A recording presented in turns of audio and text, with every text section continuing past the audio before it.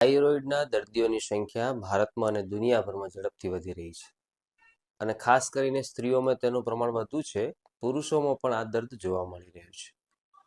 એકંદરે જોઈએ તો આજના ઝડપી જીવનશૈલી, પ્રોસેસ્ડ ખોરાક, તણાવ અને પોષણની ઉણપના કારણે થાઇરોઇડ એક સામાન્ય દર્દ બની ગયો છે. થાઇરોઇડ હોર્મોન શરીરના લગભગ દરેક અંગ, આપણી એનર્જી, મેટાબોલિઝમ અને હોર્મોનલ સંતુલન પર અસર કરે છે.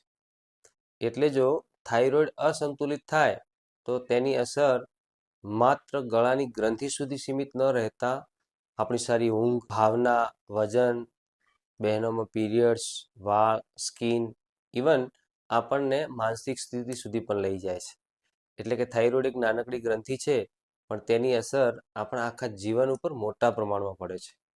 થાઇરોઇડની તકલીફને જો સમયસર ઓળખી ન લેવાય અને યોગ્ય સારવાર ન મળે તો એક ગંભીર અને ક્યારેય ન સુધરતી આરોગ્યની સમસ્યાઓ સુધી લઈ જઈ શકે છે. નમસ્તે, હું હેલ્થ કોચ વિષ્ણુ દવે. જો થાઇરોઇડનું સમયસર ડાયગ્નોસિસ થાય, સાચું એને પોષણ મળે, જીવનશૈલીમાં સુધારો થાય અને યોગ્ય રીતે જો મેનેજમેન્ટ કરવામાં આવે તો થાઇરોઇડ ગ્રંથિને સંપૂર્ણપણે નિયંત્રણમાં રાખી શકાય છે. આવા અનેક પરિણામો આપણી સ્વાસ્થ્યની પાઠશાળામાં નિયમિત જે વ્યક્તિ જોડાયા છે તેને મળ્યા છે. તમે પણ મોબાઈલ નંબર 9427064270 પરથી લિંક મેળવી તમને અથવા તમારા નિયર એન્ડ ડિયર કોઈને પણ પ્રશ્ન છે તો આવા લોકોને મદદ કરી શકો છો.